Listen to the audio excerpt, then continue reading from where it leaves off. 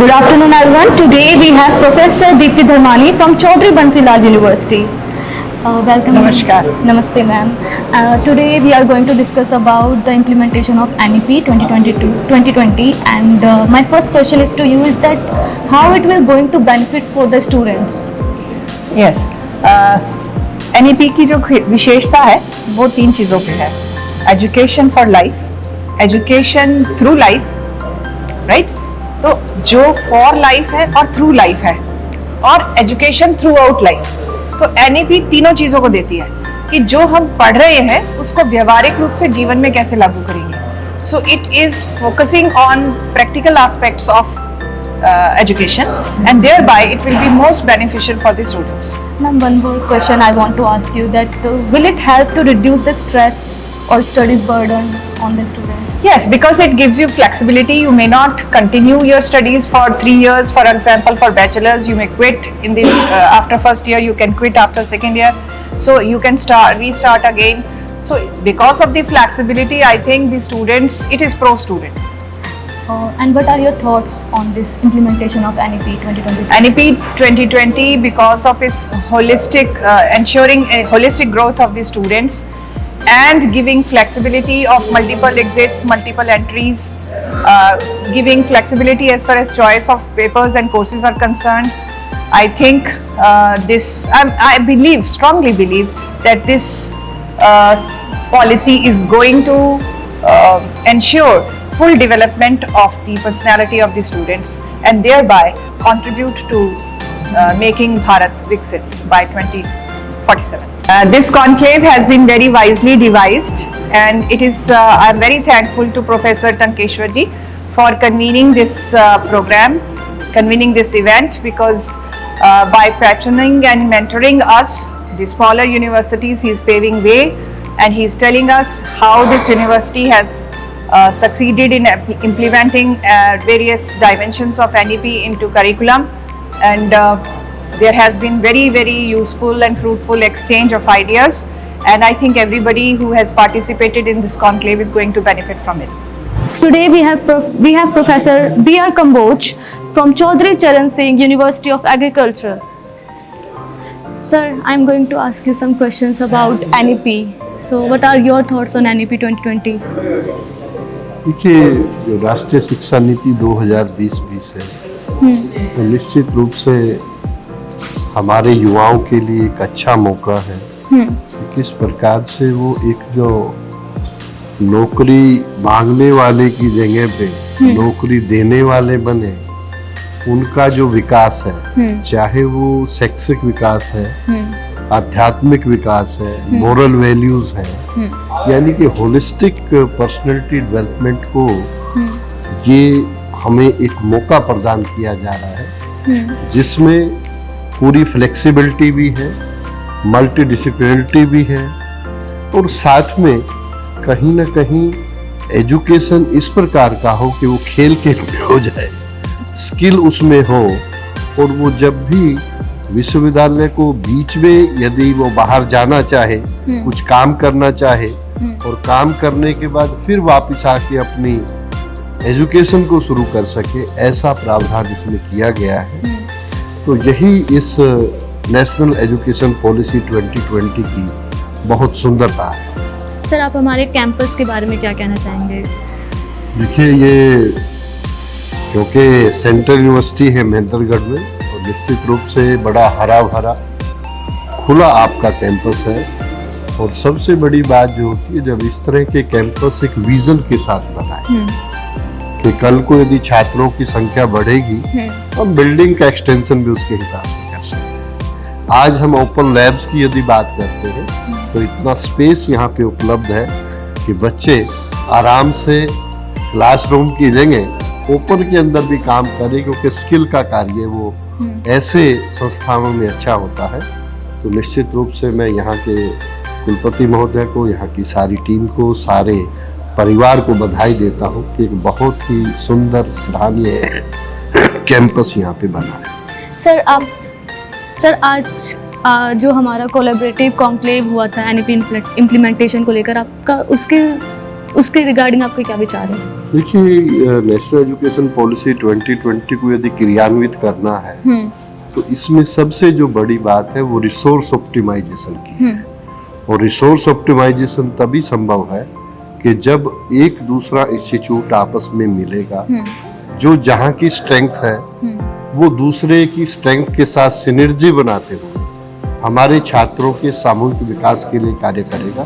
तो आज national education policy 2020 से संबंधित, उसके क्रियान्वयन से संबंधित हो, कोर्स कैटलॉग की बात हो, स्किल प्रोग्राम्स की बात हो, कोलैबोरेशंस की बात हो, कोऑपरेशन की बात हो और इसके चैलेंजेज और अपॉर्चुनिटीज की बात हो, सब विषयों पे 6-7 विश्वविद्यालयों के कुलपतियों ने आपस में चर्चा की। और निश्चित रूप से इस पे माननीय रघुनंदन जी का भी हमें आज जो मार्गदर्शन प्राप्त हुआ, ये सारी चीज़ें मिलके मुझे ऐसा लगता है कि इस तरह के कार्यक्रम भविष्य में भी होते रहेंगे, ताकि हम नेशनल एजुकेशन पॉलिसी 2020 को वास्तव में धरातल पर उतार सकें, क्योंकि इसमें जितनी भी हमारे चैलेंजेज हैं उनको अपॉर्चुनिटीज में बदल हम अपने बच्चों के सामूहिक विकास के लिए कार्य कर सकें। सर, आपका बहुत बहुत धन्यवाद अपना जो एकदम प्रीशियस टाइम देने के लिए। Good afternoon, everyone. With us, we have Professor Dr. Asim Niglani, the Honorable Vice Chancellor of Indira Gandhi University, Mirpur, Rewari. Good afternoon, sir. Sir, what is your vision of your university on the basis of the National Education Policy?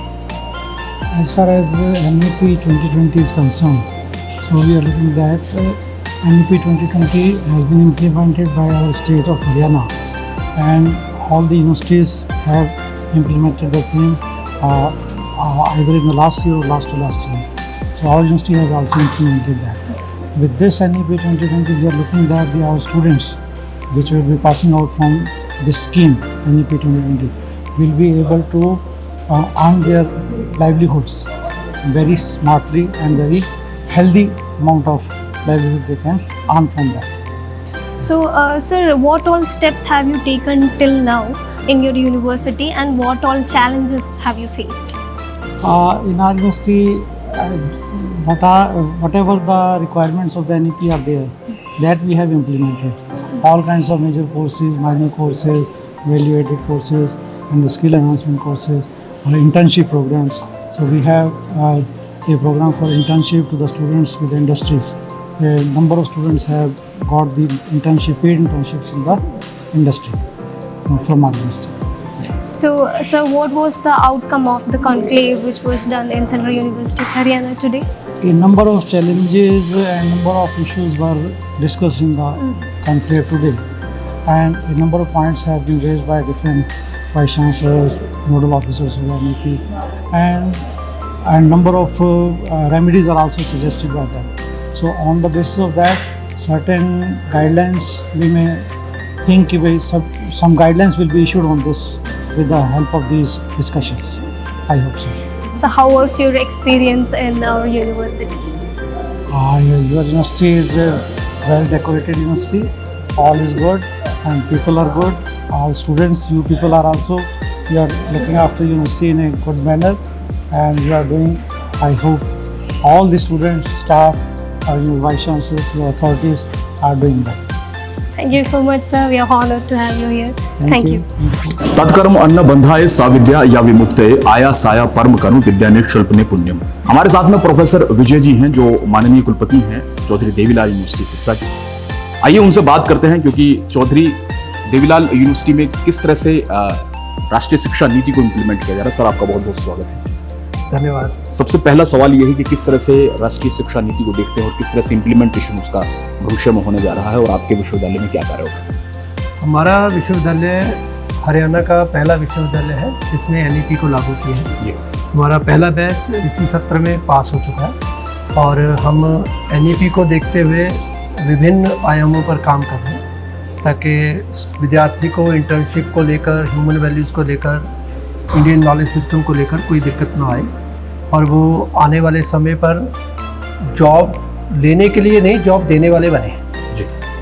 ये जो conclave है sir, Haryana केंद्रीय विश्वविद्यालय जिसको आयोजित कर रहा है, और सुबह से मंथन हो रहा है, तो ये कॉन्क्लेव कितना अहम है इसके इम्प्लीमेंटेशन को लेकर और किस तरह से आगे की कार्य योजना बन रही है? मैं तो ये कहूँगा ये कॉन्क्लेव नहीं, ब्रेनस्टॉर्मिंग सेशंस था हम सब के लिए, जहाँ हमने सबने अपने थॉट्स रखे हैं और एनईपी को लेकर किसी विश्वविद्यालय को, कॉलेज को लेकर कैसे आगे बढ़ा सकते हैं ताकि संपूर्ण रूप से 100% एनईपी लागू हो पूरे अपने भारतवर्ष में और अपने विद्यार्थी देश विदेश सब में अपना नाम रोशन करें। उद्योग और उद्यमिता को लेकर और जो राष्ट्रीय शिक्षा नीति 2020 का जो ड्राफ्ट है वो किस तरह से एक नई शिक्षा नीति और एक नए पाठ्यक्रम की ओर ले जा रहा है, आपका इसमें क्या राय है? मेरा ये राय है कि ये एनईपी जो है हमें क्वालिटी की एक्चुअल डेफिनेशन बताती है। Anything that is fit for use is quality. तो हमारा कोई भी विद्यार्थी किसी भी स्तर का शिक्षित हो, वो हम सब के लिए क्वालिटी है। उसके लिए किसी ना किसी रूप में कहीं ना कहीं रोजगार मुहैया हो और वो रोजगार देने वाला भी बने और रोजगार के माध्यम से नए आयाम भी खड़े कर सके। इसलिए ये एनईपी बहुत महत्वपूर्ण है और आने वाले समय पर मुझे लगता है कि जिस ह्यूमन वैल्यूज़ को लेकर हम आगे बढ़ रहे हैं, इंटेलेक्चुअल माइंड और स्पिरिचुअल लीडरशिप हमारे भारत में तैयार होने है। आपका कोई संदेश शिक्षकों के लिए और विद्यार्थियों के लिए इस कॉन्क्लेव के बाद? शिक्षकों के लिए एक ही संदेश है कि विद्यार्थी को अपना पुत्र पुत्री मानकर पढ़ाएं और विश्वविद्यालय को अपना परिवार मानकर आगे बढ़ें। तो मुझे लगता है कि एनईपी जल्द ही बहुत अच्छे रिजल्ट देने वाली है और हम सब हरियाणा का नाम रोशन करने वाले हैं। यही मेरा सबके लिए संदेश है। बहुत बहुत धन्यवाद हमसे बात करने के लिए, आपका बहुत आभार। Today we have Dr. Narsiram Bishnoi from Guru Jambeshwar University of Science and Technology. Sir, नमस्ते सर। नमस्ते। सर, हमारा जो प्रोग्राम है collaborative conclave on NEP 20 implementation, उसके रिगार्डिंग आपके क्या थॉट्स हैं? आज जो है ये एनईपी पे जो है यूजीसी ने एक बनाई हुई है, तो वो central university Haryana, mental university है, बाकी 7 यूनिवर्सिटियाँ हरियाणा की उसके साथ में है। तो उसके लिए एनईपी के अंदर आपको किस टाइप की दिक्कत आ रही है, इम्प्लीमेंटेशन में क्या है, उसके लिए आज हमारी यहाँ पे मीटिंग हुई थी। उसमें अलग अलग यूनिवर्सिटियों ने अपने अपने क्या क्या हो रहा है एनईपी में, कितना आपने एनईपी कर दी, कहाँ कहाँ इम्प्लीमेंट कर दी, क्या क्या प्रॉब्लम आई, वो सारी आज हमने डिस्कस की थी। और आपको क्या लगता है कि NEP जो है किस तरीके से हमारे जो विद्यार्थी हैं उनके लिए बेनिफिट का काम कर सकती है? ऐसा एनईपी के अंदर बड़ी सॉफ्टवेयर वो है कि आप कभी भी जब आप बीच में छोड़ना चाहे छोड़ सकता है। साथ में कोई अपने रेगुलर डिग्री के साथ में कोई डिस्टेंस से दूसरी डिग्री करना चाहे वो भी कर सकता है, कोई डिप्लोमा करना चाहे वो कर सकता है, कोई सर्टिफिकेट कोर्सेज करना चाहे वो कर सकता है। पहले दूसरी डिग्री नहीं कर सकता था, अब बच्चा अपने साथ में चाहे एक रेगुलर डिग्री के साथ में कहीं से भी दूसरी डिग्री कर सकता है। सर, अगर 2 शब्दों में आप इस कैंपस को डिस्क्राइब करना चाहें, इस कैंपस के बारे में कुछ कहना चाहें? कैंपस है, कैंपस इतना ब्यूटीफुल कैंपस है। मैं तो पहले भी आया था, अब काफ़ी इम्प्रूवमेंट हो गया। और उस टाइम और इस टाइम से आपको कोई फ़र्क तो दिख ही रहा होगा? अब तो वैसे भी सावन भादों का मतलब ग्रीनरी बहुत ज़्यादा होगी, पहले इतनी ग्रीनरी नहीं थी। काफ़ी इम्प्रूवमेंट है, प्लांटेशन बड़ी अच्छी हो रही है, अच्छी बिल्डिंग बन गई, बड़ा बढ़िया कैंपस है। और हमारे कैंपस के स्टूडेंट के लिए कुछ कहना चाहें आप? कैंपस के स्टूडेंट के भी आप जो एनईपी का फ़ायदा उठाओ, ज़्यादा से ज़्यादा यहाँ के रेगुलर कोर्सेज के साथ साथ में कहीं भी से भी दूसरा डिस्टेंस से ऑनलाइन कोर्सेज, सर्टिफिकेट कोर्सेज वो साथ ही साथ जरूर करें। तो आजकल कोई भी रेगुलर डिग्री है उसके साथ में स्किल के कोर्सेज हैं वो ज़रूरी है। उसके कारण क्योंकि जो कोई भी जॉब मिलेगी वो स्किल बेस पे मिलेगी, तो इसलिए स्किल का कोर्स जहाँ से भी जिस भी यूनिवर्सिटी में है वो रेगुलर डिग्री के साथ में जरूर करें। कॉन्क्लेव से आउटपुट अभी एनईपी के अंदर हमें किस टाइप की प्रॉब्लम आ रही है, तो किस टाइप की हमें आगे रिकमेंडेशन यूजीसी को भेजनी है, तो वो हमने आप नेट सेल में कंक्लूड की है। उसको वो हम रिकमेंडेशन जो यहाँ आगे बना के उसको भेजेंगे। रघुनंदन जी जो है दिल्ली से आए हुए थे, विद्या भारती के जो है ये मंत्री, उसमें कितना सफल मानते हैं सर इसको? ऐसे कॉन्क्लेव तो होती रहेंगे, तो कंटिन्यूस प्रोसेस है, क्योंकि एनईपी जो है इसके अंदर बहुत ऐसी चीज़ें हैं जो आहिस्ता आहिस्ता इम्प्लीमेंट होंगी, तो ये तो step by step process, continuous process आगे चलती रहेंगी। सर, जितने जो शिक्षक हैं और विद्यार्थी हैं उनके लिए आपका इस नेशनल एजुकेशन पॉलिसी 2020 के लिए क्या आपका निर्देश है? निर्देशक ये है भी नेशनल एजुकेशन में जो भी शिक्षक है उनको कभी उसके हिसाब से अपने आप को अपडेट करें। AI का ज़माना है, तो उसके हिसाब से अपडेट करें, जो भी लेटेस्ट चीज़ है उनसे अपडेट रहना चाहिए और क्लास में अपडेट होके ही जाएं बच्चों के साथ। हमसे बात करने के लिए thank you. Good afternoon, everyone. With us, we have Professor Tankeshwar Kumar sir, our Honorable Vice Chancellor of Central University of Haryana. Good afternoon, sir. Good afternoon. Sir, what do you think about national education policy reshaping the future of higher education of universities all around India? Yeah. If you look at the national education policy, it's not just only for the higher education. It is starting from the primary education, and I will say even before the primary. So what we're looking at is that our students which have come to our higher education, they will be, having the education in the vocational subjects. Their combination of the subjects may be very different, as today we have the stream like commerce and arts and science and medical, non-medical. Tomorrow there may be some students those who are coming with the science subject and some art subject and some commerce subject, right? So if that is happening, then we have our higher education should be ready to accept such students, right? Because we have to provide them such subject combination at the graduate level as well as graduate level at the universities as well as colleges, right? So we have to really work very hard because such infrastructure has to be there for everyone, and such thing is being provided to the students. And that is, I see it's a big opportunity because the student itself will be becoming multidisciplinary, and it is, the time where, the multidisciplinary things can really produce something innovative, creative, so that, we can give something new to the country as well as to the world. So, how do you think that NEP can develop the skills of the students and their employability? Yeah, the NEP, why the NEP has been brought, why NEP 2020 is there. The first thing is that we want that our students should be, ready for the job which are available in the market. Now the market job are very different, which was 30 years back or 50 years back. Right, and we have now various technologies which are here, and even including AI. So the time is changing. So we need a different policy, and we want our students to have skill. So skill is the essential part of, I will say, up to the graduation at least. Right, it's an internship. So people will learn from the practical, by having the internship or apprenticeship. And the skill in the graduate studies and the vocational subjects, obviously before plus 2 levels.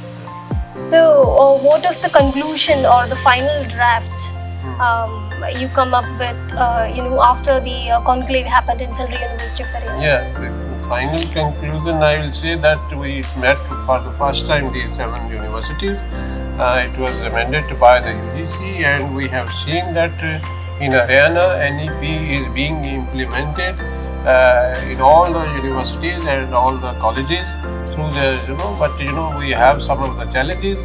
So those challenges we have discussed with each other, and we will be collaborating with each other so that we are able to complement each other where we have the shortcomings. We are privileged to have you here, sir. Thank you so much. Thank you.